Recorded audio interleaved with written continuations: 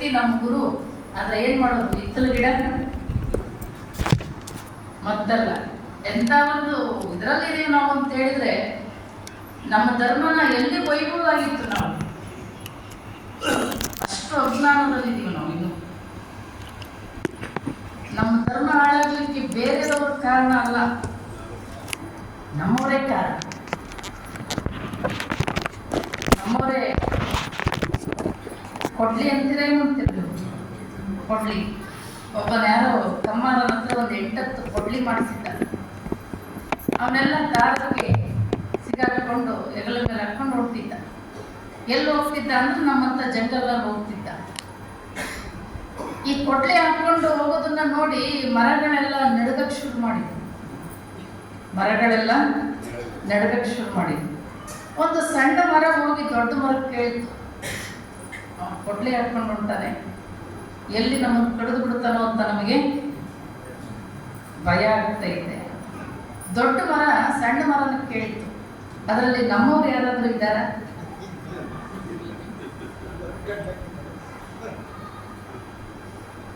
ಅದಕ್ಕೆ ಸಣ್ಣ ಮರ ಹೇಳ್ತು, ನಮ್ಮವ್ರು ಯಾರು ಇಲ್ಲ.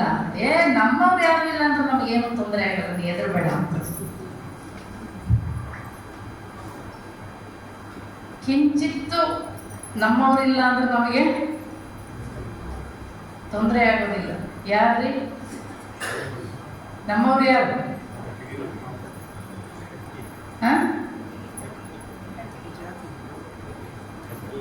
ಏನಂತಿರೋದಕ್ಕೆ?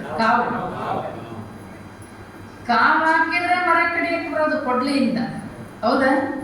ಅದಕ್ಕೆ ದೊಡ್ಡ ಮರ ಕೇಳ್ತು, ನಮ್ಮವ್ರು ಯಾರಾದ್ರೂ ಇದಾರೆ ಅನ್ನೋದ್ರಾಗೆ ಅಂತ. ನಮ್ಮವ್ರು ಯಾರು ಇಲ್ಲ ಅಂದ್ರೆ ನಮಗೇನೋ ತೊಂದರೆ ಆಗ. ಹಂಗೆ ನಮ್ಮ ಧರ್ಮ ಹಾಳಾಗ್ಲಿಕ್ಕೆ ಕಾರಣ ಏನು ಅಂದ್ರೆ ಅಲ್ಲಿ ನಮ್ಮವ್ರು ಯಾರಾದ್ರೂ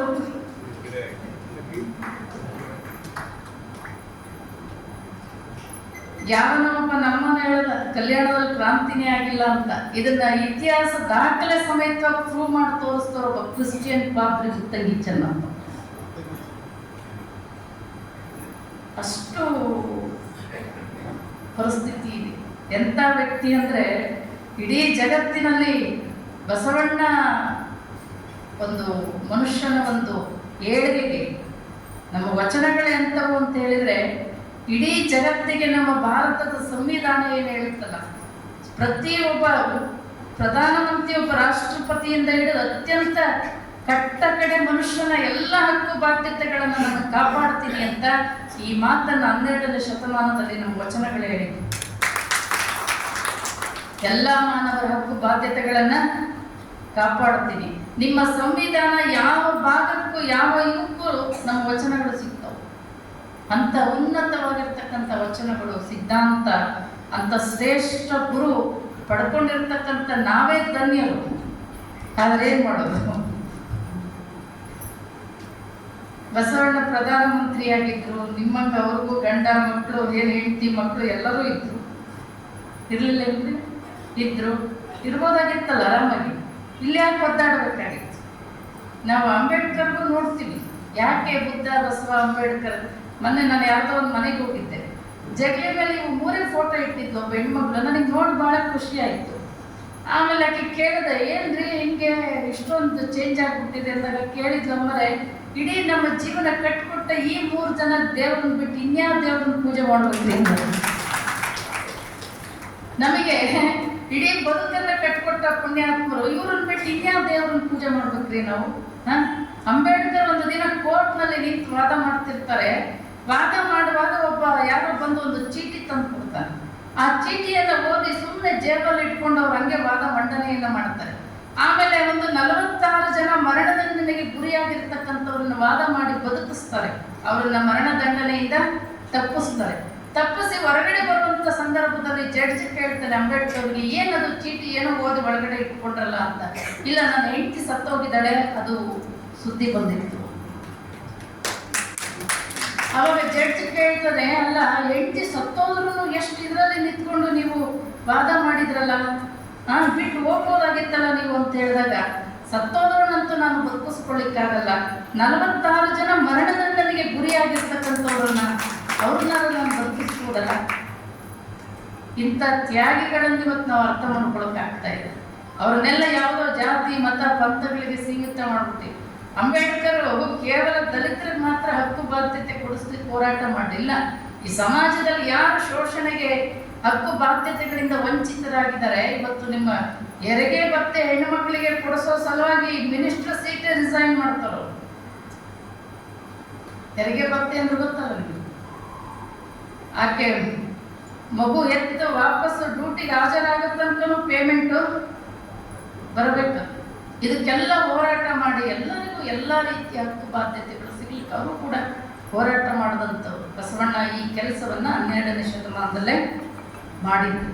ಹಾಗಾಗಿ ಈ ಎಲ್ಲ ಗಲಾಟೆಗಳನ್ನು ಬಂದು ಹೇಳ್ತಾರೆ ಅವರು ಬಿಜ್ಜಳನ ಮುಂದೆ, ಬಸವಣ್ಣ ಹಾಗೆ ಮಾಡ್ಯಾರ ಹೀಗೆ ಮಾಡ್ಯಾರ ಅಂತೇಳಿ. ಅದಕ್ಕೆ ಬಿಜ್ಜಳ ಹೇಳ್ತಾನೆ, ಬಸವಣ್ಣ ನೀವು ಒಂದು ಸಮಾಜ ಸುಧಾರಣೆ ಅನುಭವ ಮಂಟಪ ಇದನ್ನಾರೇ ಹಿಡಿಬೇಕು, ಇಲ್ಲ ಪ್ರಧಾನಮಂತ್ರಿ ಉದ್ಯೋಗ ಇದನ್ನಾರೇ ಹಿಡಿಬೇಕು, ಎರಡರಲ್ಲಿ ನೀವು ಒಂದೇ ಆಯ್ಕೆ ಮಾಡ್ಕೋಬೇಕು. ಬಿಜ್ಜಳ ಹೇಳ್ದ ಅದು ಬೇಕೋ ಇದು ಬೇಕು. ನಾವಾಗಿದ್ರೆ ಏನು ಕೇಳ್ತಿದ್ವಿ, ನಾವ್ಯಾರಾಗಿದ್ರೆ ಏನು ಕೇಳ್ತಿದ್ವಿ?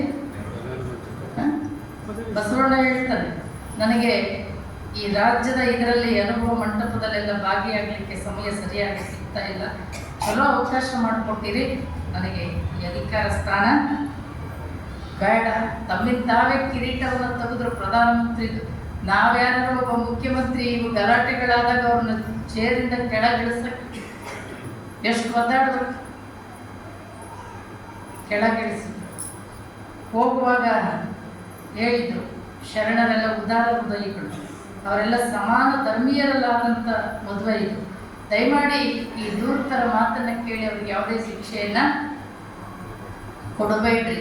ಶರಣರೊಡನೆ ಮರೆತು ಸರಸವಾಡಿದರೆ, ತಿಳುವಳಿಕೆ ಇತ್ತಲ್ಲ, ಶರಣರೊಡನೆ ಮರೆತು ಸರಸವಾಡಿದರೆ ಆವಿನ ಎಡೆಯ ತೆಗೆದುಕೊಂಡು ಕೆನ್ನೆಯ ತುರಿಸಿಕೊಂಬಂತೆ, ಹುಲಿ ಮೀಸೆಯ ನಿಡಿದು ಒಲಿದು ಉಯ್ಯಾಲೆಯ ನಾಡಿದಂತೆ, ಉರಿವ ಕೊಳ್ಳಿಯ ತೆಗೆದುಕೊಂಡು ಮಂಡೆಯ ಹಿಕ್ಕ ಬಿಡಿಸಿಕೊಂಬಂತೆ ಅಂತ. ಅವ್ರ ಜೊತೆ ಮರೆತು ಸರಸ ಮಾಡಿದರೆ ಆವಿನ ಎಡೆ, ನಾಗರ ಎಡೆ ತಗೊಂಡು ಕೆನ್ನೆ ಕಡಿತಾ ಇದೆ ತುರಿಸ್ತಾ ಇದೆ ಅಂತ ತುರಿಸ್ಕೊಳಕ್ ಹೋದ್ರೆ ಏನಾಗ್ತದೆ? ಏನ್ ಮಾಡ್ತದ್ರಿ? ಮುದ್ದು ಕೊಡ್ತದ? ಕಡಿತದ, ಹೌದಾ? ಜೋಕಾಲಿ ಆಡಂಗಾಗಿದೆ ಅಂತ ಹುಲಿ ಮೀಸೆ ಹಿಡ್ಕೊಂಡು ಜೋಕಾಲಿ ಆಡಕ್ ಹೋದ್ರೆ ಏನ್ ಮಾಡ್ತಾರೆ? ಕೂದಲು ಗಂಟಾಗ್ಯಾವೆ ಸಿಕ್ಕಾಗ್ಯಾವೆ ಅಂತ ಉರಿಯೋ ಕೊಳ್ಳಿ ತಗೊಂಡು ಮಂಡೆ ಇಟ್ಟು ಬಿಡಿಸ್ಕೊಳಕ್ ಹೋದ್ರೆ ಏನ್ ಮಾಡ್ತದೆ? ಸುಟ್ಟೋಗ್ತದೆ. ಹಾಗೆ ಉದಾರ ಹೃದಯಗಳಾಗಿರ್ತಕ್ಕಂಥ ಶರಣರು ಕ್ಷಮಿಸಿದ್ರು ಕೂಡ ದೇವರು ತನ್ನ ಮಕ್ಕಳ ನೋವನ್ನು ಯಾವತ್ತೂ ಕ್ಷಮಿಸೋದಿಲ್ಲ. ಹಾಗಾಗಿ ಬಸವಣ್ಣವ್ರು ಬಿಟ್ಟು ಹೋಗುವಾಗ ಬಿಚ್ಚಳ ಹೇಳ್ತಾನೆ, ಬಸವಣ್ಣ ದುಡುಕ್ಬೇಡ್ರಿ ಅಂತ. ಬಸವಣ್ಣ ಹೇಳ್ತಾನೆ, ಇಲ್ಲ, ನಿಮ್ಮ ಪವಿತ್ರ ಸಂಬಂಧದ ಇದಕ್ಕೆ ಈ ಕ್ಷುಲ್ಲಕ ಅಧಿಕಾರ ಉಳಿಯೋದು ಬೇಡ, ನಾ ಯಾವತ್ತಿದ್ರು ಕೂಡ ನಿಮ್ಮವನೇ ಅಂತೇಳಿ ಬಿಟ್ಟು ಬರ್ತಾರ. ಬಿಟ್ಟು ಬಂದ ಮೇಲೆ ಕೊಂಡಿ ಮಂಚನ ಹೋಗಿ ಆ ಕಂಪ್ನಿ ಏನಿತ್ತಲ್ಲ ಬಿಜ್ಜಳನಿಗೆ ಹೇಳ್ತಾರೆ, ನಮ್ಮ ಸಿಂಹಾಸನಕ್ಕೆ ಬಂದು ಎರಗಿದ್ದ ದೊಡ್ಡ ವಿಪತ್ತು ಪರಿಹಾರ ಆದಂಗಾಯ್ತು ಅಂತಂದ. ಈಗ ಸದ್ಯ ನಾವೇನಾದ್ರು ನಿರ್ಣಯ ತಗೋಬೇಕು, ಈಗ ಅಂತರ್ಜಾತಿ ವಿವಾಹ ಇಲ್ಲ ಅಂದ್ರೆ ಸಮಾಜ ಸಿಡಿದಿರ್ತದೆ ಅಂತ ಹೇಳಿದ್ರು. ಅದಕ್ಕೆ ಬಿಜ್ಜಳ ಹೇಳಿದ, ಸದ್ಯ ನೀವು ಅವ್ರನ್ನ ಕರೆಸ್ಬಿಟ್ಟು ತಪ್ಪಿತಸ್ಥರಿಗೆ ಶಿಕ್ಷೆ ಘೋಷಣೆ ಮಾಡಿಬಿಡೋಣ. ಅವಾಗ ಮತ್ತೆ ಕೊಂಡಿ ಮಂಚನ ಹೇಳ್ದ, ಇಲ್ಲ, ನಿಮಗಿಂತ ಬಲವಾಗಿ ಬೆಳೆದ ಬಸವಣ್ಣ, ಆತ ಅಧಿಕಾರ ಬಿಟ್ಟ ಸುದ್ದಿ ಏನಾದ್ರೂ ಕಲ್ಯಾಣಕ್ಕೆ ಪ್ರಜೆಗಳಿಗೆ ತಿಳಿತು ಅಂದ್ರೆ ಜನ ರೊಚ್ಚಿಗೆ ಹೇಳ್ತಾರೆ. ಅದಕ್ಕೆ ಜನಗಳಿಗೆ ತಿಳ್ಕೊಳ್ಳೋದಕ್ಕಿಂತ ಪೂರ್ವದಲ್ಲಿ, ಅವರಿಗಿನ್ನೂ ಗೊತ್ತಾಗೋದಕ್ಕಿಂತ ಪೂರ್ವದಲ್ಲಿ ಬೆಳಗ್ಗೆ ಸೂರ್ಯ ಉದಯ ಆಗೋದ್ರೊಳಗೆ ಬಸವಣ್ಣ ಗಡಿಪಾರು ಮಾಡಿಬಿಡ್ಬೇಕು. ಆಮೇಲೆ ನಾವು ನಮ್ಮ ಕೆಲಸ ಸುಸೂತ್ರವಾಗಿ ಮಾಡಬಹುದು ಅಂತ ಹೇಳಿ. ಅವಾಗ ಬಿಜ್ಜಳ ಮಂಚಣ್ಣ, ನಿಮ್ಮನ್ನೇ ಪ್ರಧಾನಿ ಮಾಡೀನಿ, ನಿಮ್ಗೆ ಹೆಂಗ್ ಬೇಕೋ ಹಂಗೆ ಮಾಡ್ರಿ ಅಂತ ಹೇಳ್ದ. ಈತ ಒಂದು ಓಲೆ ಕಳಿಸ್ಕೊಟ್ಟ. ಬಸವಣ್ಣ ಎಲ್ಲ ಶರಣರು ಕೂತಿದ್ರು ಅನುಭವ ಮಂಟಪದಲ್ಲಿ, ಇದನ್ನೇ ಚಿಂತನೆಯನ್ನು ಮಾಡ್ತಾ. ಓಲೆ ಬಂತು, ಬಸವಣ್ಣರು ಓದಿದ್ರು, ನಾವು ಒಪ್ಪಿದ್ದೀನಿ, ಮುಂದಿನ ಸಿದ್ಧತೆ ಆಗಲಿ ಅಂತ ಹೇಳಿದ್ರು. ಆಗ ಮಡಿವಾಳ ಮಾಚಯ್ಯ ಕೇಳ್ದ, ಏನದು ರಾಜನಿರೂಪ? ನಾನು ಧರ್ಮ ವಿರೋಧಿ ಕಾರ್ಯ ಮಾಡಿದ್ದೀನಿ ಅಂತೇಳಿ ನನಗೆ ಗಡಿಪಾರು ಮಾಡಿದ್ದಾರೆ. ಆಗ ಮಡಿವಾಳ ಮಾಚಯ್ಯ ಎದ್ದು ನಿಂತು ಹೇಳ್ತಾನೆ, ನೀವ್ಯಾಕೆ ಇದಕ್ಕೆ ಒಪ್ಕೊಂಡ್ರಿ? ವೀರಭದ್ರನ ಅವತಾರ ಅಂತ ಹೇಳ್ತಾರೆ ಮಡಿವಾಳ ಮಾಚಯ್ಯನಿಗೆ. ಅಂದ್ರೆ ಆನೆನೇ ತೋರಿ ಒಗೆಯುವಂತ ಶಕ್ತಿ ಮಡಿವಾಳ ಮಾಚಯ್ಯನಲ್ಲಿತ್ತು ಅಂತೇಳಿ. ಅಂತ ಒಬ್ಬ ಬಲಶಾಲಿಯಾಗಿರ್ತಕ್ಕಂಥ ಮಡಿವಾಳ ಮಾಚಯ್ಯ. ಅದಕ್ಕೆ ಆತ ಎದ್ದು ನಿಂತು ಹೇಳ್ತಾನೆ, ಇವು ಬಳೆ ತೊಟ್ಟ ಕೈಗಳಲ್ಲ, ರುದ್ರಾಕ್ಷಿಯ ಕಂಕಣವನ್ನು ಕಟ್ಟಿರ್ತಕ್ಕಂಥವು, ಸತ್ಯ ಧರ್ಮಗಳ ರಕ್ಷಣೆಗಾಗಿ ಪಣ ತೊಟ್ಟಂಥವು. ನಾವು ಹೋರಾಟ ಮಾಡ್ತೀವಿ, ಇದಕ್ಕೆ ನೀವು ಯಾಕೆ ಒಪ್ಕೊಂಡ್ರಿ ಅಂತ ಹೇಳಿದಾಗ ಬಸವಣ್ಣ ಹೇಳ್ತಾರೆ, ಮಾಚಯ್ಯ, ರಕ್ತಪಾತನೇ ಸೂಕ್ತ ಪರಿಹಾರ ಅಲ್ಲ. ಇತಿಹಾಸದಲ್ಲಿ ನನ್ನ ಹೆಸರು ರಕ್ತಾಕ್ಷರಗಳಲ್ಲಿ ಉಳಿಯುವ ಇಚ್ಛೆನೂ ನನಗೆ ಇಲ್ಲ. ಏನಾಯ್ತು? ಒಂದು ತುಂಡು ಭೂಮಿಗೋಸ್ಕರ ಹೋರಾಟ ಮಾಡಿದ್ರು, ಮಹಾಭಾರತ ಆಯ್ತು, ಯಾರು ನೆಮ್ಮದಿಯಾಗುವುದು? ಹಾಗಾಗಿ ಇದು ಬೇಡ ಅಂತ ಹೇಳ್ತಾರೆ ಬಸವಣ್ಣ. ರಕ್ತಪಾತನೆ ಹಂಗಾರೆ ನಮ್ಮನ್ನೆಲ್ಲ ಮುನ್ನಡೆಸುವರು ಯಾರು? ನಿಮ್ಮ ಅರಿವೇ ನಿಮಗೆ ಗುರು. ಬಹುಶಃ ಬಸವಣ್ಣವ್ರು ವಿಚಾರ ಮಾಡ್ತಾರೆ, ಪ್ರಧಾನಮಂತ್ರಿ ಹುದ್ದೆ ಮೇಲೆ ಕಣ್ಣಿಟ್ಟಿದ್ದ, ನಾನು ಉದ್ಯೋಗವನ್ನು ಇದನ್ನು ಬಿಟ್ಟರೆ ಬಹುಶಃ ಇವರೆಲ್ಲರೂ ಸರಿಯಾಗಬಹುದೇನೋ ಅಂತೇಳಿ. ಬಸವಣ್ಣನಿಗೆ ಗಡಿಪಾರ ಶಿಕ್ಷೆ, ಬೆಳಗ್ಗೆ ಸೂರ್ಯ ಉದಯ ಆಗೋದ್ರೊಳಗೆ ಕಲ್ಯಾಣದಿಂದ ದಂಡುಗೊಂಡ ಬಸವಣ್ಣ ಅಂತ ಇತ್ತು ನೋಡ್ರಿ, ಅದೇ ಗಡಿಯದು. ಕೇಳಿಲ್ಲ ಹೆಸರ? ಕೇಳಿಲ್ಲ? ಗುಲ್ಬರ್ಗ ಜಿಲ್ಲೆಯಲ್ಲಿ ಬರ್ತದೆ ದಂಡುಗೊಂಡ ಬಸವಣ್ಣ ಅಂತ. ಬಹಳ ಜನದ ಮನೆ ದೇವರದು. ಅಲ್ಲಿ ಒಂದು ಬಸವಣ್ಣನ ದೇವಸ್ಥಾನ ಇದೆ. ಬಸವನ ಬಾಗೇವಾಡಿಯಲ್ಲಂತೂ ಒಂದು ಅರ್ಧ ಜನಗಳ ಮನೆ ದೇವರು ದಂಡಗೊಂಡ ಬಸವಣ್ಣ. ದಂಡಕೊಂಡ ಅಂದ್ರೆ ರಾಜ ವಿಧಿಸಿದ ದಂಡವನ್ನ ಪೂರೈಸಿದ ಅಂತ. ಅಲ್ಲಿಗೆ ಗಡಿ ಸೂರ್ಯ ಉದಯ ಆಗೋದ್ರೊಳಗೆ ಅದನ್ನ ದಾಟಿ ಬಸವಣ್ಣ ಕೂಡಲ ಸಂಗಮಕ್ಕೆ ಬರ್ತಾರೆ. ಇಲ್ಲಿ ಯಾರ್ಯಾರ ಅಂತರ್ಜಾತಿ ವಿವಾಹಗಳಲ್ಲಿ ಭಾಗಿಯಾಗಿದ್ರು ಅವ್ರನ್ನೆಲ್ಲ ಕರೆಸಿ ಹೇಳ್ತಾರೆ, ನಾವು ಮಾಡಿರೋ ಮದುವೆ ಅಂತ ನೀವೆಲ್ಲರೂ ತಪ್ಪು ಅಂತ ಒಪ್ಕೊಂಡ್ರೆ ನಿಮ್ಮ ಮದುವೆ ಆಗಿದ್ವಿ, ಇದನ್ನೆಲ್ಲ ಹುಸಿ ಮಾಡಿ ನಿಮ್ಮ ಮನೆಗೆ ನಿಮ್ಮನ್ನ ಕಳಿಸ್ತೀವಿ ಅಂತೇಳಿ. ಅದಕ್ಕೆ ಮಧುವರಸ ಮರಳೆಯಲ್ಲ ಹೇಳ್ತಾರೆ, ನಾವು ಮಾಡಿರೋದು ತಪ್ಪಲ್ಲ, ತಪ್ಪು ಅಂತ ಒಪ್ಪುಗಳ ಪ್ರಶ್ನೆನೇ ಇಲ್ಲ. ಇದು ಸಮಾನ ಧರ್ಮೀಯರಲ್ಲಾಗಿರ್ತಕ್ಕಂಥ ಮದುವೆ, ಇದು ಅಂತರ್ಜಾತಿ ವಿವಾಹ ಅಲ್ಲ. ನಾವು ಲಿಂಗಾಯತರು, ಅವರು ಲಿಂಗಾಯತರು, ಅವರು ಲಿಂಗಾಧಾರಿಗಳು, ನಾವು ಲಿಂಗಧಾರಿಗಳು. ಇದನ್ನು ಒಪ್ಪೋದಿಲ್ಲ ಅವರು. ನಿಮಗೆ ಇದಕ್ಕೆ ಎಂತ ಉಗ್ರ ಶಿಕ್ಷೆ ಕಾಲಿದೆ ಗೊತ್ತೇನು ಅಂತ ಕೇಳಿದ್ರು. ಕಲ್ಯಾಣಮ್ಮ ಹೇಳ್ತಾಳೆ, ಮರಣಕ್ಕೂ ಮೀರಿದ ಶಿಕ್ಷೆ ಯಾವುದೂ ಇಲ್ಲ ಅಂತಾಳೆ. ಇಟ್ಟಂತ ಹೆಜ್ಜೆಯನ್ನು ಹಿಂತಗಿತಕ್ಕಂಥದ್ದು ಶರಣರ ಲಕ್ಷಣ ಅಲ್ಲ. ತಪ್ಪು ಮಾಡಿಲ್ಲ, ಒಪ್ಕೊಳ್ಳೋ ಪ್ರಶ್ನೆನೇ ಇಲ್ಲ. ಯಾರ್ಯಾರ ಅಂತರ್ಜಾತಿ ವಿವಾಹದಲ್ಲಿ ಭಾಗಿಯಾಗಿದ್ರು ಅವರಿಗೆಲ್ಲ ಆನೆ ಕಾಲಿಗೆ ಕಟ್ಟಿ ಎಳೆಯುವ ಶಿಕ್ಷೆಯನ್ನ ಕೊಟ್ಟು ಮರಣದಂಡನೆ ಶಿಕ್ಷೆಯನ್ನು ಕೊಡ್ತಾರೆ. ಆಮೇಲೆ ಏನಾಗ್ತದೆ ಅಂದ್ರೆ, ಚಾಲುಕ್ಯನಿಷ್ಠರಾಗಿರ್ತಕ್ಕಂಥ ಜಗದೇವ ಮಲ್ಲಿಬಮ್ಮ ಅಂತಕ್ಕಂಥವ್ರು ಕೆಲವರನ್ನ ಬಿಜ್ಜಳ ಮಹಾರಾಜ ಏನ್ ಮಾಡಿದ್ದ ಅಂದ್ರೆ, ಅತ್ಯಂತ ಚಾಲುಕ್ಯನಿಷ್ಠರು ಯಾರಿದ್ರು ಅವರಿಂದ ನನಗೇನಾದ್ರು ತೊಂದರೆ ಆಗ್ಬೋದು ಅಂತ ಅವ್ರನ್ನೆಲ್ಲ ಕಾರಾಗೃಹದಲ್ಲಿ ಇಟ್ಟಿದ್ದ.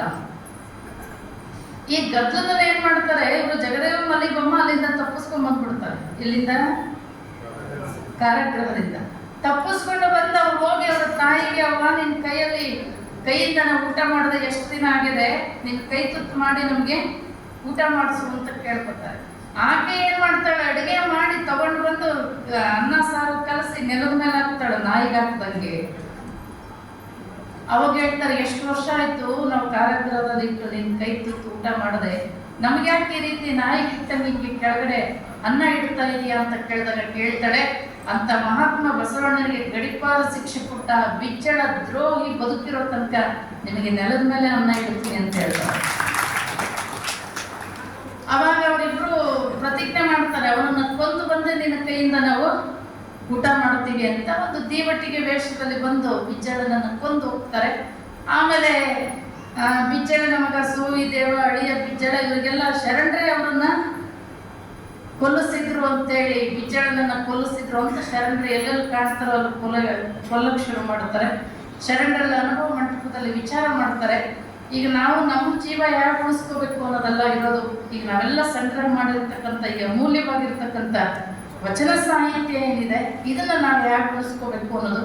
ಹಾಗಾಗಿ ನಮ್ಮ ವಚನ ಸಾಹಿತ್ಯದ ರಕ್ಷಣೆನೇ ನಮ್ಮ ಪ್ರಾಣ ರಕ್ಷಣೆ ಅಂತ ವಿಚಾರ ಮಾಡಿ ಯಾರ್ಯಾರಿಗೆ ಎಷ್ಟೆಷ್ಟು ವಚನಗಳನ್ನ ಒತ್ತೊಯ್ಯಲಿಕ್ಕೆ ಸಾಧ್ಯ ಅಂದ್ರೆ, ಗಂಟುಗಳನ್ನ ಕಟ್ಕೊಂಡು ಅವರ ಬೆನ್ನಿಗೆ ಕಟ್ಕೊಂಡು ಕೈಯಲ್ಲಿ ಒಂದು ಕತ್ತಿಯನ್ನ ಇಟ್ಕೊಂಡು ಅಲ್ಲಿಂದ ಕಲ್ಯಾಣವನ್ನ ಬಿಡ್ತಾರೆ.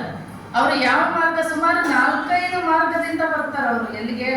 ಉಳುವಿಗೆ ಯಾಕೆ ಬರ್ತಾರೆ ಅಂದ್ರೆ, ಅದು ಗೋವಾ ರಾಜನ ಆಶ್ರಯದಲ್ಲಿರ್ತದೆ ಉಳುವಿ. ಆತ ಬಿಜ್ಜಳನಿಗೆ ವಿರೋಧಿಯಾಗಿರ್ತಾನೆ. ಆಮೇಲೆ ಬಹುಶಃ ಇವರೆಲ್ಲರೂ ಹುಡ್ಕೊಂಡು ಬರುವಂತ ಪ್ಲೇಸ್ ಅಲ್ಲ. ಬಹಳ ಜನ ಹೋಗಿ ಉಳಿವಿ ನೋಡಿದ್ದೀರಿ. ಅದು ಈಗಲೇ ಅಂತ ಒಂದು ಅಭಯಾರಣ್ಯ ಇನ್ನು 12ನೇ ಶತಮಾನದಲ್ಲಿ ಆಗಿದ್ದಿತ್ತು. ಆ ಒಂದು ಭಾಗಕ್ಕೆ ನಾವು ಹೋಗ್ಬೇಕು, ಇದನ್ನ ಸಂಗ್ರಹ ಮಾಡಲಿಕ್ಕೆ. ಈ ಏನು ಈಗ ನಡೆದಿದ್ದು ಗದ್ದಲ, ಇದು ತಣ್ಣಗಾಗೋ ತನಕ ಒಂದಿಷ್ಟು ಅಲ್ಲಿ ಇಟ್ಕೊಂಡು ಇರೋಣ ಅಂತ ಹೇಳ್ಬಿಟ್ಟು ದಾರಿಯಲ್ಲಿ ಅಲ್ಲಲ್ಲಿ ಯುದ್ಧಗಳು ನಡೀತಾವೆ. ಅಲ್ಲಲ್ಲಿ ಯುದ್ಧಗಳು ನಡೀತಾವೆ. ಕೊನೆಯ ಯುದ್ಧ ಎಲ್ಲಿ ನಡೀತದೆ ಅಂದ್ರೆ ಕಿತ್ತೂರ್ ಹತ್ರ ಕಾದರವಳ್ಳಿ ಅಂತ ಬರ್ತದೆ. ಕಾದರವಳ್ಳಿ ಅಂದ್ರೆ ಕಾದರು ಅಂದ್ರೆ ಏನು? ಕಾದಾಟ ಮಾಡಿದ್ರು ಅಂತ, ಯುದ್ಧ ಮಾಡಿದ್ರು. ಒಳ್ಳಿ ಅಂದ್ರೆ ತಿರುಗಿ ಕಾದಾಟ ಮಾಡಿದ್ರು. ಒಂದು ದೊಡ್ಡ ಯುದ್ಧನೇ ಆಗ್ತದೆ. ಬಹಳ ಜನ ಶರಣರು ಆ ಜಾಗದಲ್ಲಿ ಲಿಂಗೈಕ್ಯರಾಗ್ತಾರೆ. ಇವತ್ತು ನೀವು ಕಾದರವಳ್ಳಿ ಸುತ್ತ ಸುಮಾರು ಕಕ್ಕಯ್ಯನ ಸಮಾಧಿ, ಮಡಿವಾಳ ಮಾಚಯ್ಯನ ಸಮಾಧಿ, ಕಲ್ಯಾಣಮ್ಮನ ಸಮಾಧಿ, ತಿಗಡಿ ಅಂತ ಬರ್ತದೆ. ಕಕ್ಕೇರಿ ಅಂದ್ರೆ ಕಕ್ಕಯ್ಯನ ಸಮಾಧಿ. ಸುಮಾರು ಶರಣರದು ಅಲ್ಲೇ MK ಹುಬ್ಳಿ ಅಂತ ಬರುತ್ತಲ್ಲಿ ಗಂಗಾಂಬಿಕಾ ತಾಯಿಯವರ ಸಮಾಧಿ ಇದೆ. ಬಹಳ ಜನ ಶರಣರು ಅಲ್ಲಿ ಲಿಂಗೈಕ್ಯರಾಗ್ತಾರೆ. ಅಳಿದುಳಿದವರೆಲ್ಲ ಒಂದಿಷ್ಟು ಕಟ್ಕೊಂಡು ಉಳಿವಿ ಮಾರ್ಗವಾಗಿ ಮತ್ತೆ ಬೇರೆ ಬೇರೆ ಮಾರ್ಗವಾಗಿ ಬರ್ತಾರೆ. ಯಲ್ಲಾಪುರ ಅಂತ ಬರ್ತದೆ, ಹೆಸರು ಕೇಳಿರ್ಬೇಕು ನೀವು. ಅದಕ್ಕೆ ಮೇಲ್ಗಡೆ ಯಲ್ಲಾಪುರ ಅಂತ ಹೇಳ್ತಾರೆ.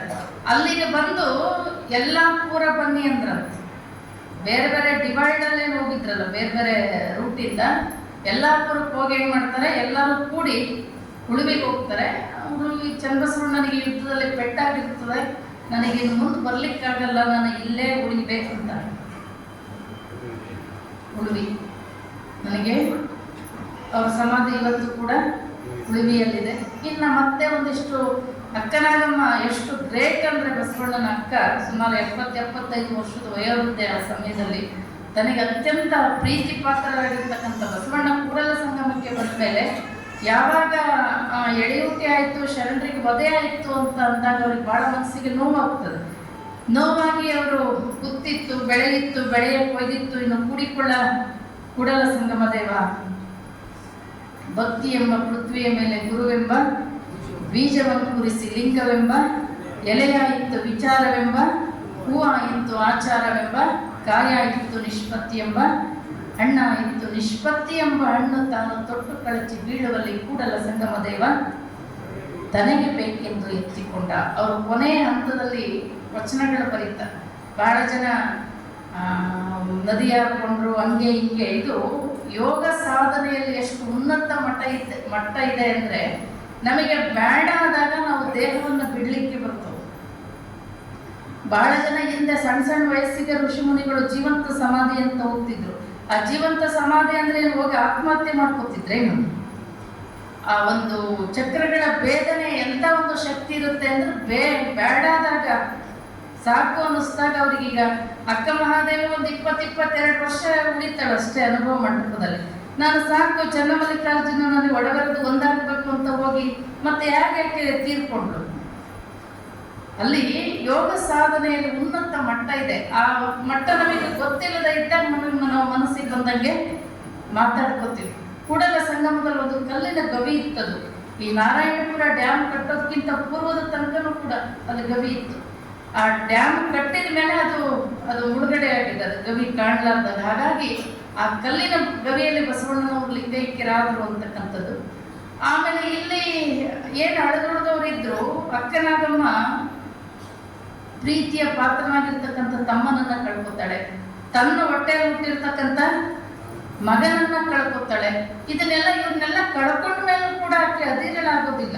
ಮತ್ತೆ ಒಂದಿಷ್ಟು ದಿನ ಈ ಭಾಗ ಎಲ್ಲ ಶಾಂತಿ ಆಗೋ ತನಕ ಒಂದಿಷ್ಟು ಅಲ್ಲೇ ಉಳುವಿ ಭಾಗದಲ್ಲಿ ಉಳಿದು ಮತ್ತೆ ಶಿವಮೊಗ್ಗ ಆ ಭಾಗದಲ್ಲೆಲ್ಲ ಬಂದು ಆಕೆ ಧರ್ಮ ಪ್ರಚಾರಗಳನ್ನು ಮಾಡಿ ಎಲ್ಲೆಲ್ಲಿ ಸೇಫ್ಟಿಯಾಗಿ ವಚನಗಳನ್ನು ಇಡ್ಲಿಕ್ಕೆ ಸಾಧ್ಯನೋ ಆ ಭಾಗದಲ್ಲೆಲ್ಲ ಇಡ್ತಾಳೆ. ಆಕೆ ಅಲ್ಲೇ ಬಾಳೆಹೊನ್ನೂರು ಪಕ್ಕದಲ್ಲಿ ಎಣ್ಣೆ ಮಳೆ ಅಂತ ಬರ್ತದೆ, ಅಲ್ಲಿ ಆಕೆ ಸಮಾಧಿ ಇರ್ತಕ್ಕಂಥದ್ದನ್ನ ನೋಡ್ತೇವೆ ನಾವು. ಇಲ್ಲಿ ವಚನಗಳು ಒಂದು ರೀತಿಯಲ್ಲಿ ಇವೆಲ್ಲ ಗಲಾಟೆ ಮಧ್ಯದಲ್ಲಿ ಎಲ್ಲೆಲ್ಲಿ ಉಳಿದಿದ್ವು ಅಲ್ಲಲ್ಲೇ ಉಳಿದಿದ್ವು. ಆಮೇಲೆ ನಮ್ಮ ವಿಜಯನಗರ ಸಾಮ್ರಾಜ್ಯದ ಪ್ರೌಢದೇವರಾಯ ಅಂತ ಬರ್ತದೆ. ಪ್ರೌಢದೇವರಾಯನ ಕಾಲದಲ್ಲಿ 101 ವಿರಕ್ತರು ಬರ್ತದೆ. ಆತ ಲಿಂಗಾಯತ ರಾಜ. ಆತನ ಕಾಲದಲ್ಲಿ 101 ವಿರಕ್ತರು. ಅವರು ಮತ್ತೆ ಒಂದಿಷ್ಟು 300 ವರ್ಷಗಳ ಕಾಲ ವಚನಗಳ ಅಜ್ಞಾತದಲ್ಲಿ ಇರುತ್ತವೆ. ಇವರು ಬಂದು ಒಂದಿಷ್ಟು ವಚನಗಳನ್ನೆಲ್ಲ ಹುಡುಕೋದು, ತೆಗೆಯೋದು, ಸ್ಥಳಕಟ್ಟುಗಳು ಮಾಡೋದು ಇಂಥವೆಲ್ಲ ಮಾಡ್ತಾರೆ. ನಂತರ ಅವನು ಶ್ರೀಕೃಷ್ಣ ದೇವರಾಯ ಅವನು ವೈಷ್ಣವ ಪರಂಪರೆಯವರು ಬರ್ತಾನೆ, ಇವರಿಗೆಲ್ಲ ಓಡಿಸ್ಬಿಡ್ತಾನ ಹೆಚ್ಚಾಗಿ. ಹಾಗಾಗಿ ಮತ್ತೆ ಆ ಒಂದು ಕೆಲಸ ಸ್ಥಗಿತ ಆಗ್ತದೆ. ಮತ್ತೆ ಮುಂದೆ 17ನೇ ಶತಮಾನದಲ್ಲಿ ಯಡಿಯೂರು ಸಿದ್ಧಲಿಂಗೇಶ್ವರರು, ಅದಕ್ಕಿಂತ ಪೂರ್ವದಲ್ಲಿ 15ನೇ ಶತಮಾನನ ಯಡಿಯೂರು ಸಿದ್ಧಲಿಂಗೇಶ್ವರರು ಬರ್ತಾರೆ. ಅವರು 701 ವಿರಕ್ತರು ಅಂತ ಕಟ್ಕೊಂಡು ಅವರು ಮಠಮಾನ್ಯಗಳನ್ನು ಕಟ್ಕೊತಾ ವಚನಗಳನ್ನು ಮತ್ತೆ ಸಂಗ್ರಹ ಮಾಡುವಂಥದ್ದು, ಸ್ಥಳಪೆಟ್ಟುಗಳನ್ನು ಮಾಡುವಂಥದ್ದು. ಮತ್ತೆ ಮಧ್ಯದಲ್ಲಿ ಮತ್ತೆ ಅದು ಅಜ್ಞಾತಕ್ಕೆ ಹೋಗ್ತದೆ. ವಚನ ಪಿತಾಮಹ ಹೋಗು ಒಳಕಟ್ಟಿಯವರು, ಅವರು ಧಾರವಾಡದಲ್ಲಿ ಪ್ಲೇಗೋ ಏನೋ ಬಂದಿರ್ತವೆ. ಹಾಗಾಗಿ ಅದರಿಂದ ತಪ್ಪಿಸ್ಕೊಳ್ಳಿಕ್ಕೆ ಅವ್ರು ಮಾವನ ಮನೆಗೆ ಹೋಗಿರ್ತಾರೆ, ಬಕವಿ ಬನ್ನಟ್ಟಿ ಅಂತ ಬರ್ತದೆ. ಅಲ್ಲಿ ಅವ್ರಿಗೆ ಒಂದು ತಾಡೋಲಿಗೊಂದು ಇದು ಸಿಗುತ್ತೆ. ಅವ್ರಿಗೆ ನೋಡ್ತಾರೆ, ಅದನ್ನ ಬಹಳ ಆಶ್ಚರ್ಯ ಆಗ್ತದೆ, ಎಂತ ಅಮೂಲ್ಯವಾಗಿರ್ತಕ್ಕಂಥ ಸಾಹಿತ್ಯ ಅಂತ. ನಂತರ ಅವರು ಬಂದು ಎಲ್ಲೆಲ್ಲಿ ಕಲ್ಯಾಣ ಕ್ರಾಂತಿ ಇತಿಹಾಸ ಓದಿ ಏನೇನಾಗಿದೆ, ಯಾವ್ಯಾವ ಭಾಗದಿಂದ ಶರಣರು ಹೋದ್ರು ಅಂತಕ್ಕಂಥದ್ದು ಇತಿಹಾಸ ಸಿಗುತ್ತೆ. ಅದನ್ನೆಲ್ಲ ಹೆಕ್ಕಿ ತೆಗಿಲಿಕ್ಕೆ ಎಲ್ಲೆಲ್ಲಿ ಯಾರ್ಯಾರ ಮನೆ ಜಗಲಿ ಮೇಲಿದ್ವು, ಯಾರ್ಯಾರ ಮಠಗಳ ಕಪಾಟಗಳಲ್ಲಿದ್ವು, ಅವನ್ನೆಲ್ಲ ಹುಡುಕಿ ತೆಗಿಲಿಕ್ಕೆ ಶುರು ಮಾಡ್ತಾರೆ. ಅವ್ರಿಗೆ ಎಷ್ಟು ಸಾಧ್ಯನೋ ಅಷ್ಟು ತೆಗೆದು ಆ ವಚನಗಳನ್ನು ಸಂಗ್ರಹ ಮಾಡಿ, ಆಗ ಒಂದೇ ಒಂದು ಮಂಗಳೂರಿನಲ್ಲಿ ಒಂದು ಭಾಷಾ ಪ್ರಿಂಟಿಂಗ್ ಪ್ರೆಸ್ ಅಂತ ಕ್ರಿಶ್ಚಿಯನ್ ಇವ್ರದ್ದೊಂದು ಪ್ರಿಂಟಿಂಗ್ ಪ್ರೆಸ್ ಇರ್ತದೆ, ಅಲ್ಲಿಗೆ ತಗೊಂಡು ಹೋಗ್ತಾರೆ ಅವರು ಅದನ್ನು ಪ್ರಿಂಟ್ ಮಾಡ್ಬೇಕಂತೇಳಿ.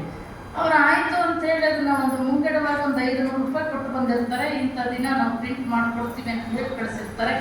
ಆಮೇಲೆ ಪಾದ್ರಿಗಳದನ್ನು ಅಧ್ಯಯನ ಮಾಡ್ತಾರೆ, ಏನ ವಚನಗಳನ್ನು. ವಾಪಸ್ ಒಳಕಟ್ಟಿ ಅವರಿಗೆ ಪತ್ರ ಬರೀತಾರೆ, ನಾವು ಅಧ್ಯಯನ ಮಾಡಿ ನೋಡಿದ್ವಿ, ಇದು ಎಷ್ಟು ಉನ್ನತವಾಗಿರ್ತಕ್ಕಂಥ ಚಿಂತನೆಗಳಿದೆ ವಚನಗಳು ಅಂತ ಹೇಳಿದ್ರೆ, ನಮ್ಮ ಧರ್ಮಗ್ರಂಥ ಬೈಬಲ್ ಏನಿದೆ ಅದಕ್ಕಿಂತ ಉನ್ನತವಾಗಿರ್ತಕ್ಕಂಥ ಗ್ರಂಥ ಇದಿದೆ. ಇದನ್ನೇನಾದ್ರೂ ನಾವು ಪ್ರಿಂಟ್ ಮಾಡಿದ್ರೆ ನಮ್ಮ ಧರ್ಮ ಪ್ರಚಾರಕ್ಕೆ, ನಮ್ಮ ಒಂದು ಮಿಷನರಿ ವರ್ಕಿಗೆ ತೊಂದರೆ ಆಗ್ತದೆ. ಹಾಗಾಗಿ ನಾವು ಇದನ್ನ ಪ್ರಿಂಟ್ ಮಾಡೋದಿಲ್ಲ, ನಿಮ್ಮ ಮುಂಗಡ ಹಣ ಮತ್ತೆ ನಿಮ್ಮ ಇದನ್ನ ನೀವು ವಾಪಸ್ಸು ತಗೊಂಡೋಗ್ರಿ ಅಂತೇಳಿ. ಹೋಗು ಒಳಕಟ್ಟಿ ಅವ್ರು ಬಂದು ತಂದು ಇದ್ದೊಂದು ಮನೇನೂ ಮಾರಾಟ ಮಾಡ್ತಾರೆ. ಇದ್ದೊಂದು ಮನೇನೂ ಮಾರಾಟ ಮಾಡಿ ಬಿಜಾಪುರದಲ್ಲಿ ಪ್ರಿಂಟಿಂಗ್ ಪ್ರೆಸ್ ಅನ್ನು ತೆಗೆದು ವಚನಗಳನ್ನ ಪ್ರಿಂಟ್ ಮಾಡ್ತಾರೆ. ಅವ್ರದ್ದು ಶ್ರಮ ಎಷ್ಟು ಅಂತ ಹೇಳಿದ್ರೆ ನಾವು ಯಾವೊಬ್ಬ ಸನ್ಯಾಸಿಗೂ ಕೂಡ ಅವರನ್ನು ಹೋಲಿಕೆ ಮಾಡಲಿಕ್ಕೆ ಸಾಧ್ಯ ಇಲ್ಲ. ಹೋಗು ಒಳಕಟ್ಟಿಯವರು ವಚನಗಳನ್ನ ಪ್ರಿಂಟ್ ಮಾಡಿ ಹಂಚಲಿಕ್ಕೆ ಶುರು ಮಾಡ್ತಾರೆ. ಎಷ್ಟು ಅವರಿಗೆ ಕೈಗೆ ಹಣ ಸಿಗಕ್ಕೆ ಶುರು ಮಾಡ್ತದೆ ಅದನ್ನೆಲ್ಲ ಅದಕ್ಕೆ ಬಳಸ್ತಿರ್ತಾರೆ. ಅವರೊಂದು ಕರಿ ಕೋಟ್ ಹಾಕ್ಕೊಂಡಿರ್ತಾರೆ, ಅದನ್ನು ಬಿಚ್ಚೋದಿಲ್ಲ ಯಾವಾಗಲೂ. ಒಂದ್ಸತಿ ಒಂದು ಯೂನಿವರ್ಸಿಟಿಯಲ್ಲೂ ಇಲ್ಲೊಂದು ಔತಣ ಕೂಟ ಇರ್ತದೆ, ಸಿಕ್ಕಾಪಟ್ಟೆ ಸೆಕೆ ಇರ್ತದೆ. ಇವ್ರು ಕೋಟ್ ಬಿಚ್ಚಲಾರ್ದಂಗೆ ಅಲ್ಲೇ ಕುತ್ಕೊಂಡು ಕೆಲವರೆಲ್ಲ ಛೇಡಿಸ್ತಾರೆ, ಇಂಥ ಸೆಕೆ ಒಳಗೆ ಅದನ್ನ ಹಾಕೊಂಡು ತೆಗಿಬಾರ್ದ ಅಂತ. ಯಾಕೆ ಅವರು ತೆಗೆಯೋದಿಲ್ಲ ಅಂದ್ರೆ ಒಳಗಡೆ ಹಾಕೊಂಡಿರ್ತಕ್ಕಂಥ ಶರ್ಟ್ ಅಲ್ಲಲ್ಲ ಅಲ್ಲೋಗಿರ್ತದೆ, ತೂತಾಗಿರ್ತದೆ. ಈ ವಿಚಾರ ನಮ್ಮೊಬ್ರು ಯಾರೋ ಗುರುಗಳಿಗೆ ಹೇಳ್ತಾರೆ, ಹೀಗೆ ಹೋಗು ಒಳಕಟ್ಟಿಯವರು. ಅವ್ರು ಒಂದಿಷ್ಟು ಒಂದು 10 ಶರ್ಟ್ ಹಾಕುವಂಥದ್ದು, ಒಂದಿಷ್ಟು ಬಟ್ಟೆಗೆ ಹಾಕುವಂಥ ಒಂದಷ್ಟು ಬಟ್ಟೆಗಳನ್ನು ತಗೊಂಡು ಬರ್ತಾರೆ. ಬಟ್ಟೆ ತಂದಾಗ ಹೋಗು ಒಳಕಟ್ಟಿಯವರು ಹೇಳ್ತಾರಪ್ಪ, ಇಷ್ಟು ಯಾಕೆ ಬಟ್ಟೆ ತರಕ್ಕೆ ಹೋಗಿದ್ರಿ, ನೀವು ಇದರ ರೊಕ್ಕ ಕೊಟ್ಟಿದ್ರೆ ನಾ ಇನ್ನೊಂದಿಷ್ಟು ವಚನಗಳನ್ನ ಪ್ರಿಂಟ್ ಮಾಡ್ತಿದ್ದೆ ಅಂತ ಹೇಳಿ. ಅಂಥ ಒಬ್ಬ ತ್ಯಾಗಿ ಹೋಗು ವಚನ ಪಿತಾಮಹ ಹೋಗು ಒಳಕಟ್ಟಿಯವರು. ನಾವು ತಿಳ್ಕೋಬೇಕಾಗಿರೋದಿಷ್ಟೇ, ಎಷ್ಟು ಶರಣರು ನಮಗೆ ಜೀವ ಕೊಟ್ಟು ವಚನಗಳನ್ನು ಉಳಿಸ್ಕೊಟ್ಟಿದ್ದಾರೆ. ಕಲ್ಯಾಣ ಕ್ರಾಂತಿಯಲ್ಲಿ ಹೋಗು ಒಳಕಟ್ಟಿಯವರ ಸಾಕಷ್ಟು ಜನಗಳ ತ್ಯಾಗ ಬಲಿದಾನ ಇದೆ ನಮಗೆ ಈ ಉಳಿದಿರೋ ವಚನಗಳು. ಯಾಕೆಂದ್ರೆ ಅವ್ರು ಎಷ್ಟೆಷ್ಟು ವಚನಗಳು ಬರೆದಿದ್ರು ಏನೋ ಗೊತ್ತಿಲ್ಲ, ನಮ್ಗೆ ಬಹಳ ಕಮ್ಮಿ ಸಂಖ್ಯೆಯಲ್ಲಿ ವಚನಗಳನ್ನು ಸಿಕ್ಕಿದ್ದಾವೆ. ಅವರೆಲ್ಲ ತ್ಯಾಗ ಬಲಿದಾನಕ್ಕೆ ನಾವ್ಯಾರು ತ್ಯಾಗ ಮಾಡೋದು ಬೇಕಿಲ್ಲ. ಇವತ್ತು ನಮ್ದೇನು ಬಲಿದಾನ ಕೊಡೋದು ಬೇಕಿಲ್ಲ. ವಚನಗಳನ್ನು ಅಧ್ಯಯನ ಮಾಡಿ ದಯಮಾಡಿ ಅವುಗಳನ್ನು ನಿಮ್ಮ ಮಕ್ಕಳಿಗೆ ಮೊಮ್ಮಕ್ಕಳಿಗೆ ಕಲಿಸ್ಕೊಡ್ರಿ. ನಾನು ಸಣ್ಣವಳು ಇದ್ದಾಗ, ನಾನೊಂದು 7-8ನೇ ಕ್ಲಾಸ್ ಇದ್ದಾಗ ನಾನು 200-300 ವಚನಗಳನ್ನು ಹೇಳ್ತಿದ್ದೆ. ನಾನು ವಚನಗಳನ್ನು ಕಂಠಪಾಠ ಮಾಡಿದ ಉದ್ದೇಶ ನನಗೇನು ವಚನಗಳ ಮೇಲೆ ಅಭಿಮಾನ, ಅದ್ರ ಮೇಲೆ ಭಕ್ತಿ ಗೌರವದಿಂದ ಅಲ್ಲ. ನಾನು ಶಾಲೆಯಲ್ಲಿ ಫಸ್ಟ್ ಬರಬೇಕು ಅಂತ ಅಷ್ಟೇ. ನಾನು ಫಸ್ಟ್ ಪ್ರೈಜನ್ನು ಮತ್ತೊಬ್ಬರಿಗೆ ಬಿಟ್ಕೊಡ್ಬಾರ್ದು ಅನ್ನೋ ಕಾರಣಕ್ಕೆ ವಚನಗಳನ್ನು ಕಲಿತಿದ್ದೆ. ಆದರೆ ಆ ವಚನಗಳು ಇಂಥ ಒಂದು ಅಮೂಲ್ಯ ಅಂತಕ್ಕಂಥದ್ದು ನಾವು ದೊಡ್ಡವರಾಗ್ತಾ ಅದು ಎಷ್ಟು ಅರಿವಾಯಿತು ಅನ್ಲಿಕ್ಕೆ. ಹಾಗಾಗಿ ಅದು ಯಾವತ್ತೂ ಮಕ್ಕಳ ಮೇಲೆ ಪರಿಣಾಮವನ್ನು ಬೀರ್ತದೆ. ಇವತ್ತು ಪ್ರತಿ ಮುಸಲ್ಮಾನರು, ಕ್ರೈಸ್ತರು ಅವ್ರ ಮಕ್ಕಳಿಗೆ ಹೆಂಗೆ ಬೈಬಲು, ಕುರಾನು ಇವುಗಳ ಬಗ್ಗೆ ಒಂದು ಶ್ರದ್ಧೆ, ಗೌರವ, ಭಕ್ತಿಯನ್ನ ಬೆಳೆಸ್ತಾರೆ. ವಚನಗಳ ಬಗ್ಗೆ ನಿಮ್ಮ ಮಕ್ಕಳಿಗೆ ಮೊಮ್ಮಕ್ಕಳಿಗೆ ಆ ಗೌರವವನ್ನು ಬೆಳೆಸ್ಬೇಕು, ಆ ಒಂದು ಶ್ರದ್ಧೆಯನ್ನ ಬೆಳೆಸ್ಬೇಕು. ನಾವು ಜೀವ ಕೊಡೋದು ಬೇಡ, ಅವರು ಜೀವ ಕೊಟ್ಟು ಉಳಿಸ್ಕೊಟ್ಟಿರೋದಕ್ಕೆ ನಾವಿಷ್ಟು ಉಳಿಸ್ಕೊಂಡು ಹೋಗೋದೇ ಇದ್ರೆ ಹಾಗೆ. ಇದು ಅಮೂಲ್ಯವಾಗಿರ್ತಕ್ಕಂಥ ಇಡೀ ಜಗತ್ತಿನಲ್ಲಿ, ಅದರಲ್ಲೂ ಭಾರತದಲ್ಲಿ ವಿಶ್ವ ಸಾಹಿತ್ಯಕ್ಕೆ ಏನಾದರೂ ಭಾರತದ ಕೊಡುಗೆ ಇತ್ತು ಅಂದರೆ ಅದು ವಚನ ಸಾಹಿತ್ಯ. ಅಮೂಲ್ಯವಾಗಿರ್ತಕ್ಕಂಥ ಸಾಹಿತ್ಯ. ಬ್ರಾಹ್ಮಣ ಪಂಡಿತರು ಹೇಳ್ತಾರೆ ವಚನ ಸಾಹಿತ್ಯವನ್ನು ಕುರಿತು. ಅನ ಕೃಷ್ಣರಾಯರು ಒಬ್ಬ ಬ್ರಾಹ್ಮಣ ಪಂಡಿತ. ಆ ಮನುಷ್ಯ ಹೇಳ್ತಾನೆ, ಅತಿ ದೊಡ್ಡ ಭಾಷೆಯಾಗಿರ್ತಕ್ಕಂಥ ಇಂಗ್ಲಿಷ್ ಮತ್ತು ಫ್ರೆಂಚ್, ಇದರಲ್ಲಿ ಎಷ್ಟು ಅನುಭವ ಸಾಹಿತ್ಯ ಇದೆ, ಇದಕ್ಕಿಂತ 10 ಪಟ್ಟು ವಚನಗಳಲ್ಲಿ ಅನುಭವ ಸಾಹಿತ್ಯ ಇದೆ. ಒಬ್ಬ ಬ್ರಾಹ್ಮಣ ಪಂಡಿತ ಈ ಮಾತನ್ನು ಹೇಳ್ತಾನಲ್ಲ, ನಿಮಗೆ ಹೆಮ್ಮೆ ಇರಬೇಕಲ್ಲ. ಒಂದ್ ಕಡೆ ರಂಗನಾಥ್ ದಿವಾಕರ್ ಅವರು ಒಬ್ಬ ಬ್ರಾಹ್ಮಣ ಪಂಡಿತ, ಅವ್ರು ಹೇಳ್ತಾರೆ ಉಪನಿಷತ್ತಿನಲ್ಲಿ ಇರುವುದೆಲ್ಲ ವಚನ ಸಾಹಿತ್ಯದಲ್ಲಿದೆ, ವಚನ ಸಾಹಿತ್ಯದಲ್ಲಿ ಇರುವುದು ಉಪನಿಷತ್ನಲ್ಲಿ ಇಲ್ಲ ಅಂತ ಹೇಳ್ತಾರೆ. ಇದು ಹೆಮ್ಮೆ ಅಲ್ವಾ ನಿಮಗೆ? ಬೇರೆಯವರು ವಚನಗಳ ಬಗ್ಗೆ ಅಷ್ಟೊಂದು ಉನ್ನತ ನಿಲುವನ್ನು ಇಟ್ಕೊಂಡಾಗ ನೀವು ಎಷ್ಟು ಪಟ್ಟು ಇಟ್ಕೋಬೇಕಾದ್ರೆ ವಚನಗಳನ್ನು ಕಲಿಸ್ರಿ. ಬರೀ ನಮ್ಮ ಮಕ್ಕಳು ಮೊಮ್ಮಕ್ಕಳು ನನ್ನನ್ನು ಮಮ್ಮಿ ಅನ್ನಬೇಕು, ಡ್ಯಾಡಿ ಅನ್ನಬೇಕು, ಅಂಕಲ್ ಅನ್ನಬೇಕು. ಎಷ್ಟು ಫ್ಯಾಷನ್ ನಮ್ಮವು ಅಂದರೆ, ಇವತ್ತು ಮುಸಲ್ಮಾನರು ಅವರ ಹೆಸರುಗಳನ್ನು ನೋಡ್ರಿ, ಅವ್ರ ಧರ್ಮಕ್ಕೆ ವಿರುದ್ಧವಾಗಿ ಅವರ ಹೆಸರುಗಳಿಟ್ಟಾರೆ. ಮೊನ್ನೆ ನಾನು ಯಾವುದೋ ಒಂದು ಹುಡುಗಿ ಕರೆದು, ನಿನ್ನ ಹೆಸರೇನು ಅಂತ ಕೇಳಿದ್ರೆ ಟಿಂಕು ಅಂತೆ.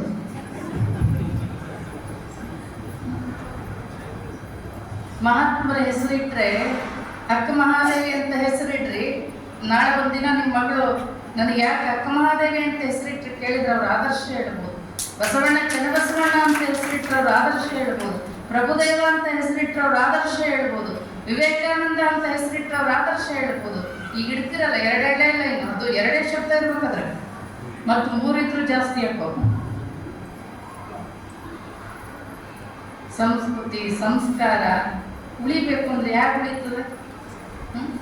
ಎಲ್ಲ ಮಾಡ್ರನ್ ಒಟ್ಟು ನಮ್ಮ ಬೇರೆ ಧರ್ಮೀಯರು ಬದುಕೋದನ್ನು ನೋಡ್ರಿ, ಅವರು ನಮ್ಮಾಗೆ ಇದ್ದಾರೆ, ಅವರೇನಾದ್ರು ಬಿಟ್ಟಾರೇನು? ಹಾಗಾಗಿ ಬಹಳ ಜನ ತ್ಯಾಗ ಬಲಿದಾನಗಳಿದೆ, ನಾವು ಅದನ್ನು ಉಳಿಸುವಂಥ ಪ್ರಯತ್ನ ಮಾಡೋಣ ಅಂತಕ್ಕಂಥ ಮಾತನ್ನು ಹೇಳ್ತಾ, ದಯಮಾಡಿ ನಮ್ಮ ಅಶೋಕ್ ಬಶೆಟ್ಟಿಯವರು ಮೊನ್ನೆ ಬಸವಣ್ಣನವರ ಮೂರ್ತಿ ಉದ್ಘಾಟನೆ ಸಂದರ್ಭದಲ್ಲಿ ಈ ಪುಸ್ತಕ ಸುಮಾರು ಒಂದು 300 ಪೇಜಿನ ಪುಸ್ತಕ ಇದೆ, 250 ರೂಪಾಯಿ ಬೆಲೆ ಬಾಳುವಂಥದ್ದು. ನಿಮ್ಮೆಲ್ಲರ ಮನೆಗೆ ಇರಲಿ, ಅಧ್ಯಯನ ಮಾಡಲಿ ಅನ್ನುವಂಥ ಒಂದು ದೃಷ್ಟಿಕೋನ ಇಟ್ಕೊಂಡು ಅವರು 100 ರೂಪಾಯಿ ಕೊಡ್ತಾ ಇದ್ದಾರೆ ಪುಸ್ತಕಗಳನ್ನು. ದಯಮಾಡಿ ಎಲ್ಲರ ಮನೆಯಲ್ಲೂ ತಗೊಂಡೋಗಿ ಬಸವಣ್ಣನನ್ನ ಹೊಗಳಿರುವಂಥ, ಬಸವಣ್ಣನ ಆಡಿ ಕೊಂಡಾಡಿರ್ತಕ್ಕಂಥ ಒಂದು ವಚನಗಳೇನಿದಾವಲ್ಲ 12ನೇ ಶತಮಾನದಲ್ಲಿ, ಆ ವಚನಗಳೆಲ್ಲ ಇದರಲ್ಲಿ ಇದ್ದಾವೆ. ನಿಮಗೆ ತೆಲುಗುವಲ್ಲಿದೆ, ದಯಮಾಡಿ ತಗೊಂಡೋಗಿ ನಿಮ್ಮ ಮಕ್ಕಳು ಮೊಮ್ಮಕ್ಕಳಿಗೆ ನೀವು ಎಷ್ಟು ಭಾಷೆ ಕಲಿಸ್ರಿ, ನೀವೆಂಥ ಎಜುಕೇಶನ್ ಬೇಕಾದ್ರೂ ಕೊಡ್ರಿ, ಅದರ ಮೊದಲು ನಮ್ಮ ಸಂಸ್ಕಾರ ಬೆಳೆಸಿ ಅವ್ನು ಕೊಡ್ಬೇಕು. ನಮ್ಮ ಸಂಸ್ಕಾರಗಳನ್ನ ಉಳಿಸ್ಕೊಂಡು ಅವ್ರು ಕೊಡ್ಬೇಕು. ಹಾಗೇನಾದ್ರು ಕೊಟ್ರಿ ಅಂದ್ರೆ ನಾಳೆ ನಿಮ್ಮನ್ನು ಕೊನೆಯ ತನಕ ಅವರು ಪಾಪ ಪುಣ್ಯ ಎಲ್ಲದರ ಬಗ್ಗೆ ಅರಿವು ಬಿಡ್ತದೆ. ತಂದೆ ತಾಯಿ ಅಜ್ಜ ಅಜ್ಜಿ ಎಲ್ಲರನ್ನೂ ಪ್ರೀತಿಯಿಂದ ಕಾಣ್ತಾರೆ. ನೀವೇನಾದ್ರೂ ಫ್ಯಾಷನ್ನು ಮಾಡ್ರನ್ ಅಂತ ಇಟ್ಕೊಂಡು ಹೊಂಟ್ರೆ ನಾಳೆ ನಿಮಗೂ ಅನ್ನ ಹಾಕೋದಿಲ್ಲ, ತುತ್ತು ಸಾಕಿದ ತಂದೆ ತಾಯಿಗೂ ಹಾಕೋದಿಲ್ಲ, ಮಾಡ್ರನ್ನ ಹಂಗೆ ಹೋಗ್ಬಿಡ್ತಾರೆ. ನಮ್ಮ ಭಾಷೆ, ನಮ್ಮ ಇದು ಏನಿದೆ ಅಲ್ಲ, ಇದು ನಾವು ಅಮ್ಮ ಅಪ್ಪ ಈ ಭಾಷೆಗಳಿದಾವಲ್ಲ, ಇವು ಮೂಲದಿಂದ ಬರ್ತಾವು.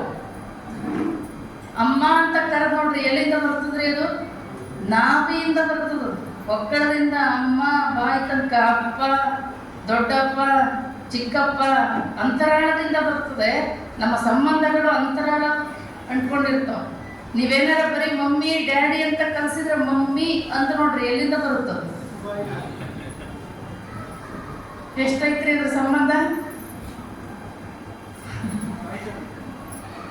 ಡ್ಯಾಡಿ ಅಂತ ನೋಡ್ರಿ, ಇಲ್ಲೇ ತುಟಿ ಇಷ್ಟೇ ಬಂದು ಹೋಗ್ತದ. ಮತ್ತು ಸಂಬಂಧಗಳು ಅಷ್ಟಕ್ಕೆ ಉಳಿದ್ಬಿಡ್ತಾವ. ನಿಮಗೇನಾದ್ರೂ ನಾಳೆ ಒಳ್ಳೆ ಸಂಸ್ಕಾರಗಳು ಬೆಳಿಬೇಕು ಮಕ್ಕಳಿಗೆ ಅಂತ ಹೇಳಿದ್ರೆ, ನಮ್ಮ ಧರ್ಮ ಸಂಸ್ಕಾರಗಳನ್ನ ನೀವು ಮೊದಲು ದೊಡ್ಡವರು ಪಾಲನೆ ಮಾಡ್ರಿ. ಆಮೇಲೆ ಇವತ್ತು ನಮ್ಮ ಲಿಂಗಾಯತ ಸಮಾಜದವರು 40 ವರ್ಷದಿಂದ ಬಿಟ್ಟು ಬಿಡದೆ ಪ್ರಾರ್ಥನೆ, ಆಮೇಲೆ ಬಸವಜ್ಯೋತಿ ಕಾರ್ಯಕ್ರಮಗಳು, ಇವತ್ತಿವೆಲ್ಲವೂ ಏನು ಶ್ರಾವಣ ಮಾಸದ್ದು ಇದೇನು ಸಾಮಾನ್ಯ ಕೆಲಸ ಅಲ್ಲ. ಹೇಳಿದ್ನಲ್ಲ, ನೀವು ಒಂದು ದಿನ ನಿಮ್ಮ ಮನೆಯಲ್ಲಿ ಏನೋ ಒಂದು ಕಾರ್ಯಕ್ರಮ ಮಕ್ಕಳದ ಮತ್ತೊಂದು ಮಾಡಬೇಕಾದ್ರೆ ತಿಂಗಳಗಟ್ಟಲೆ ಶ್ರಮ ಪಡ್ಬೇಕಾಗ್ತದೆ ನಾವು, ಹೌದಿಲ್ರಿ? ಅದನ್ನು ಪ್ರತಿನಿತ್ಯ ನಿಮಗೆ ಪ್ರವಚನ ಕೊಟ್ಟು ಮತ್ತೆ ನಿಮಗೆ ಹೊಟ್ಟೆಗೆ ಊಟ ಕೊಟ್ಟು ಇವನ್ನೆಲ್ಲ ಮಾಡಿಸೋ ಉದ್ದೇಶ ಏನು? ಅವ್ರಿಗೇನು ಕೆಲಸ ಇಲ್ಲ. ಯಾಕೆ ಇಟ್ಟಾರೆ ಇವನ್ನೆಲ್ಲ? ಇವು ಉಳಿಬೇಕು ಅಂತಲ್ಲ, ನಮ್ಮ ಸಂಸ್ಕೃತಿ ನಮ್ಮ ಸಂಸ್ಕಾರ ಇವೆಲ್ಲ ಉಳಿಬೇಕು ಅಂತೇಳಿ ಅದನ್ನ ನೀವು ಇಲ್ಲಿ ಕೇಳೋದು, ಇಲ್ಲೇ ಬಿಟ್ಟು ಹೋಗೋದು. ಇಲ್ಲಿ ದಾಟಿ ಹೋಗ್ಬೇಕಾದ್ರೆ ಇಲ್ಲಿಗೆ ಮುಕ್ತಾಯ, ಮತ್ತೆ ಮನೆಗೆ ಯಥಾವತ್ತು. ಒಂದ್ಸರಿ ಇಷ್ಟು ಪ್ರವಚನ ಹೇಳಿರ್ತೀನಿ, ಅವ್ರ ಮನೆಗೆ ಹೋಗಿರೋ ಆಚರಣೆಗಳು ನೋಡಿದ್ರೆ ನಾನು ಹೇಳಿದ್ದೇನು, ನನ್ನನ್ನು ಈ ದಿಕ್ಕಿ ಕುತ್ಕೋರಿ ಅಂತಾರೆ. ಮತ್ತೆ ಅಮ್ಮರಿ ಪೂರ್ವ ಕುತ್ಕೋರಿ. ಮತ್ತೆ ಯಾವಾಗ ಅರಿವಾಗ್ತದೋ, ಯಾವಾಗ ನಮ್ಮ ಜೀವನದಲ್ಲಿ ಅವನ್ನೆಲ್ಲ ಇದನ್ನೆಲ್ಲ ಇಡಿಸೋ ಉದ್ದೇಶ ಏನು ಶ್ರಾವಣ ಮಾಸದಲ್ಲಿ ಅಂದರೆ ನಾವೊಂಚೂರು ಬದಲಾಗಲಿ ಅಂತ. ಈ ಕಡೆ ಕೇಳಿ ಈ ಕಡೆ ಬಿಡಬೇಡ್ರಿ. ಇವನ್ನೆಲ್ಲ ಒಂಚೂರು ತಲೆಗೆ ಹಾಕ್ಕೊಂಡು ಆಚರಣೆಗೆ ತಂದು ನಮ್ಮ ಧರ್ಮ, ನಮ್ಮ ಸಂಸ್ಕೃತಿ, ನಮ್ಮ ತತ್ವ ಸಿದ್ಧಾಂತಗಳು ಉಳಿಸ್ತಿ. ನೀವೇನಾದ್ರು ಉಳಿಸ್ತಾ ಇದ್ರೆ ಮುಂದೊಂದು ದಿನ ನಿಮ್ಮ ಮೊಮ್ಮಕ್ಕಳಿಗೆ ಎಕ್ಸಿಬಿಷನಲ್ಲಿ ಮ್ಯೂಸಿಯಮಲ್ಲಿ ತೋರಿಸ್ಬೇಕಾಗುತ್ತೆ.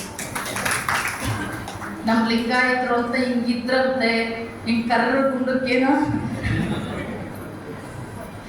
ಕಟ್ಕೊತಿದ್ರಂತೆ, ಒಳಗೆ ಹಿಂಗೇನೋ ರುದ್ರಾಕ್ಷಿ ಅಂತ ಹಾಕೋತಿದ್ರಂತೆ, ಹಣೆ ಮೇಲೆ ಹಿಂಗೇನೋ ಹಚ್ಕೋತಿದ್ರಂತೆ ಅಂತೆಲ್ಲ ಮ್ಯೂಸಿಯಮಲ್ಲಿ ತೋರಿಸಿ ಮಕ್ಕಳಿಗೆ ಪರಿಚಯ ಮಾಡ್ಕೊಡ್ಬೇಕಾಗತ್ತೆ.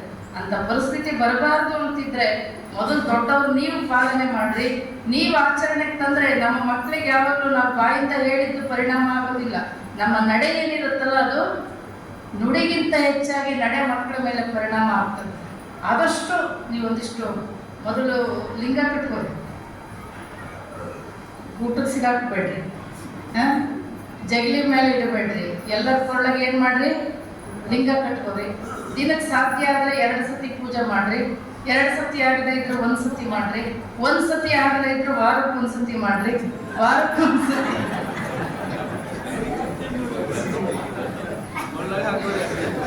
ವಾರಕ್ಕೆ 1 ಸತಿ ಆಗದೆ ಇದ್ರೆ ಶಿವರಾತ್ರಿಗೆ 1 ಸತಿ ಮಾಡ್ರಿ. ಶಿವರಾತ್ರಿಗೆ 1 ಸತಿ ಆಗದೆ ಇದ್ರೆ ಬರೀ ಕೊಳ್ಳ ಲಿಂಗನರ ಕಟ್ಕೋರಿ. ಅಷ್ಟು ಮಾಡ್ರಿ ಅಂತ ಹೇಳ್ತಾ ಇವತ್ತಿನ ದಿನ